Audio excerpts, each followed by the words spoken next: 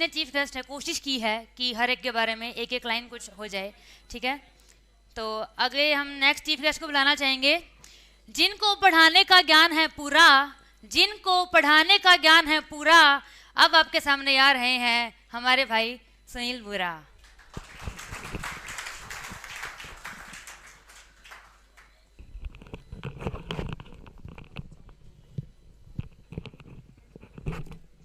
भाई मैं कहा करूँ, मैं करती करती तो पक्की छोड़ के जा रहा हूँ। सुनील भाई वास्तव में बहुत ही होनहारी हुआ और हमारे पुलिस के साथ में मेरे साथी ऑफिसर, और मेरे को बड़ा अच्छा लगता है जो नए प्रोविजनल इंस्पेक्टर भर्ती होते हैं, मैं सभी से जुड़ी रहती हूँ। मुझे प्राउड फील होता है कि एक अच्छे इंसान, एक अच्छे पुलिस ऑफिसर और एक अच्छी एकेडमी भाई भी चला रहे हैं, युवाओं को मोटिवेट कर रहे हैं। अभी 23 सब इंस्पेक्टर भाई की मेहनत से भर्ती हुए हैं, तो सच में ही मुझे बड़ा प्राउड फील होता है जब मैं ऐसे भाइयों के साथ कंधे के साथ कंधा मिला के खड़ी होती हूँ। और मैं भी चाहूंगी सुनील भाई, मैं नाम नहीं ले पाई बुलाना बाद में दे दिया, रोके खा बात।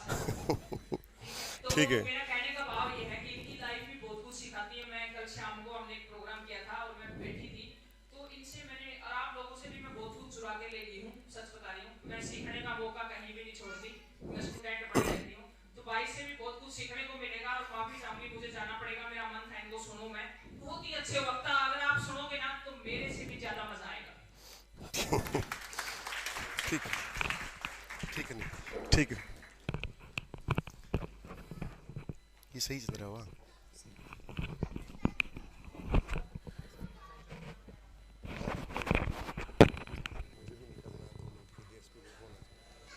हेलो सभी को नमस्ते, कैसे हो सभी? आई होप सारे अच्छे होंगे। और पहले तो दीवान सर को बधाई एकेडमी के लिए और शादी के लिए। और शादी भाई क्यों बोला आपकी मैम ने मुझे, मैं तो जेठ लगता हूँ। हाँ भाई, जब डांस किया भाई की शादी में गए और वो ही मुझे भाई बोल गई।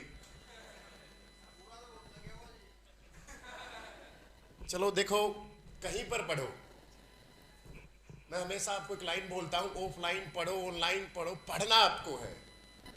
दुनिया की कोई भी एकेडमी, दुनिया के कोई भी कोचिंग सेंटर आपका सिलेक्शन नहीं दिला सकते जब तक आपके अंदर जिद नहीं है। अगर ऐसे होता तो बाजीराव का लड़का खुद यूपीएससी क्लियर करके आईएएस बन जाता, या दृष्टि आईएएस का जो विकास दिव्य करती है उसकी सारी फैमिली मैनेजमेंट में है, उनकी सारी फैमिली आईएएस बन जाती। या और बहुत सारे हैं जो विजन आईएएस है, बहुत सारे आईएएस की एकेडमी है जिनकी फैमिली खुद मैनेजमेंट में है। तो एकेडमी आपको गाइडलाइन देती है, आपको एक डिसिप्लिन सा क्रिएट कर देती है। भैंसों को हम एक घेर में बांध के रखते हैं, आपको पता होगा भैंसें बाहर घूमती है, अगर वो घेरा ना बनाया जाए तो भैंस घर के अंदर नहीं रह सकती।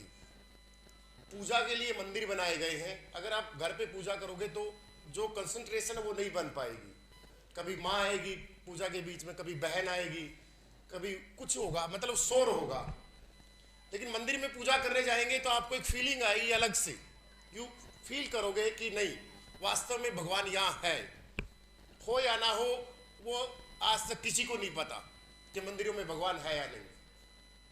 इसीलिए जो कोचिंग इंस्टीट्यूट होता है या स्कूल होता है, एक प्लेटफॉर्म क्रिएट किया जाता है उस मंदिर की तरह, ताकि आपको माहौल मिल सके, ताकि आप पढ़ सको।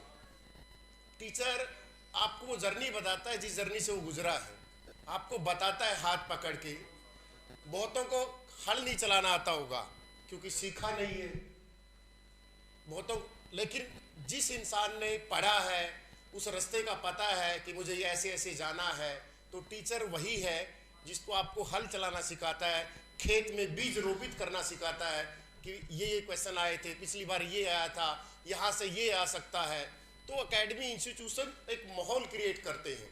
और लाइफ में सबसे बड़ा जो रोल होता है वो अनुशासन का होता है, और एकेडमी में अनुशासन ही बचता है कि आप आओगे, 9 से 2 क्लास होगी, स्कूल में एक दूसरे से कंपटीशन करोगे, बेंच पर दूसरा बैठा हुआ बोलेगा मैं तो रात के 2 बजे तक पढ़ा था, तब आपके अंदर होगी यार ये 2 बजे तक पढ़ा था, मैं क्यों नहीं पढ़ता। तो आपके अंदर कुछ कंपटीशन का माहौल होगा। कहने का मतलब होता है कि एकेडमी जो इंस्टीट्यूशन होते हैं, ये बोलते हैं कि दुकान है, लोगों की जो सोच होती है। क्या आप स्कूल से पढ़ के आए हो? महेंद्रगढ़ रेवाड़ी से शायद कोई नहीं होगा, वहाँ पर टॉप के स्कूल हैं, क्योंकि मैं एज ए केमिस्ट्री टीचर हम वहाँ गए थे, RPS यदुवंशी सूरज, जहाँ पर महीने की फीस है 12,000 15,000, और आपको एकेडमियों की जो 2-4 हज़ार की फीस होती है वो महंगी लगती है, क्योंकि आपकी मेंटलिटी क्रिएट की गई है। और उन स्कूलों से डायरेक्ट लेफ्टिनेंट, CDS, बहुत अच्छे अच्छे FCAT, बहुत अच्छे अच्छे एग्जाम निकालते हैं बच्चे, PMT नीट क्लियर करते हैं। तो कभी भी कोचिंगों को जो गुरु होता है ना, जिसके मन में ये प्रति आ गई कि बिजनेस है, फलाना है, सबकी अपनी रोजी रोटी होती है, और जो जितना मेहनत करता है वो इतना खाता है, वो अपना इतना ग्रैब करता है। तो आप इन चीज़ों के झमेले में ना फंसे। सारे मोस्टली स्टूडेंट ही होंगे, टीचर इस साइड बैठे हैं। आप इस गंदी दलदल में मत फंसना जो सोशल मीडिया की गंदगी है, कि ये इंस्टीट्यूशन है, ये अच्छा नहीं पढ़ाता, ये एकेडमी अच्छी नहीं पढ़ाती। आपको जिस भी टीचर का कंटेंट अच्छा लगे, जहां से भी अच्छा लगे, और आजकल तो दुनिया ऐसी है कि हरियाणा के ही लगा लो, प्रदीप सर हो गए, प्रवीण उड़ान हो गया, GK भाई दीवान सर हो गया, बहुत सारे यूट्यूब चैनल हैं जो पढ़ाते हैं। सबसे ग्रैब करो ना, सबके नोट्स बनाओ। आपको अपने कैरियर से मतलब है, ये थोड़ा है कि ये पढ़ा रहा है, नहीं उसका नहीं देखूंगा। पहले होता था स्कूल में कि ये उस स्कूल का मास्टर है, इस दूसरे स्कूल के मास्टर के नमस्ते तक भी नहीं करता था, ना ह्यूमन स्कूल का कॉलोनी होता था ना। तो आपको अपनी मेंटलिटी अप्रोच अच्छी करनी पड़ेगी। अगर आप बहुत अच्छा बनना चाहते हो तो पहले अपने दिमाग को अच्छा करो, डेली उसकी सफाई करो। संकीर्ण मानसिकता आपको ग्रुप D भी नहीं लगा सकती, लेकिन अच्छी सोच आपको UPSC तक पहुंचा सकती है। अच्छी सोच आपके सामने थी अनीता कुंडू, वरना लड़कियों को दबाया जाता है, शादी कर दी जाती है, भाग, और ये लड़की देख कहां से कहां तक।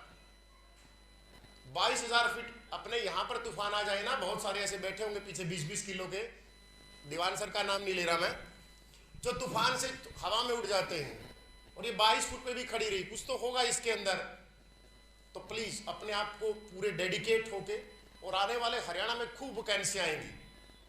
जो बोलते हैं कि हरियाणा में ये होता है वो होता है, कुछ नहीं होता।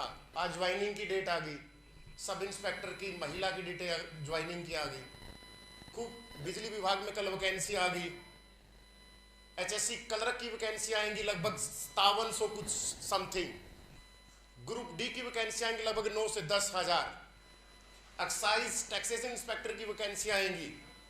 किसी के जमेले में मत फंसना कि यहाँ पर ये होता है वो होता है। पढ़ते रहिए, रेंगते रहिए, किताबें नहीं छोड़नी है। सांसें आना बंद हो जाए कोई बात नहीं, ये तो बोलेंगे कि भाई पढ़ता था। सोशल मीडिया पे जितना एक्टिव रहोगे उतनी गंदगी तुम्हारे दिमाग में जाएगी, क्योंकि सोशल मीडिया पर फ्रस्ट्रेटेड लोग बैठे होते हैं जो किसी भी भर्ती के बारे में नेगेटिव बातें, ये भर्ती पूरी नहीं होगी। अरे पगले, भर्ती पूरी उसके लिए बोर्ड बैठा है, तू अपना काम पढ़ाई करना। इस भर्ती पे हुआ केस, भाई पुनिया तू भी वीडियो कम बना कर, अब कम वीडियो, क्योंकि डेली न्यूज़पेपर में, अरे कुछ तो उनको चाहिए मिर्च मसाला, वो तो देंगे, लेकिन वीडियो से बच्चों में नेगेटिविटी आती है कि इस भर्ती पर हुआ केस। आप वीडियो कम से कम बनाएं ताकि बच्चों में नेगेटिविटी कम जाए। घर में कुछ हो जाता है ना, अगर मर भी जाता है तो हमारी घर की महिलाओं को रात में तो बताया भी नहीं जाता, सुबह बताया जाता कि अंतिम संस्कार करेंगे, डेथ हो गई। क्यों सर? आज की बात, नेगेटिविटी बच्चों तक जानी ही नहीं चाहिए।